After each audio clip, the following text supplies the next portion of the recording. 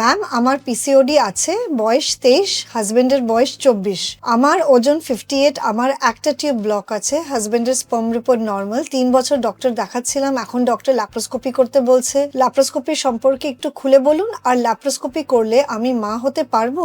Laparoscopy এক ধরনের microsurgery. এখানে আমরা নাভির পাশে একটা ছোট্ট ইনসিশন, অ্যারাউন্ড 1 সেন্টিমিটার ইনসিশন দিয়ে একটা লম্বা লেন্স ঢোকাই, আর লেন্স দিয়ে আমরা ক্যামেরাতে পেটের ভেতরের স্ট্রাকচার্স দেখি। তা আপনার জরায়ু, টিউব, ডিম্বাশয় সেইটার রিলেশন কেমন আছে, কোনো সমস্যা আছে নাকি, এগুলো দেখা হয়। সাথে সাথে আপনার টিউব খোলা আছে নাকি, ডিমে কোনো সমস্যা আছে নাকি, এই জিনিসগুলো দেখা হয়। যদি কোনো সিস্ট থাকে, টিউমার থাকে, এইটার সার্জারিও ল্যাপ্রোস্কোপির দ্বারা আমরা করতে পারি। তো ল্যাপ্রোস্কোপিতে যেটা হয় যে আপনার যে ভেতরের যে পেলভিস, যেখানে জরায়ুটা আছে, সেইটার অ্যানাটমি কেমন আছে আমরা দেখছি। কোনো সমস্যা থাকলে সেইটাকে ঠিক করছি।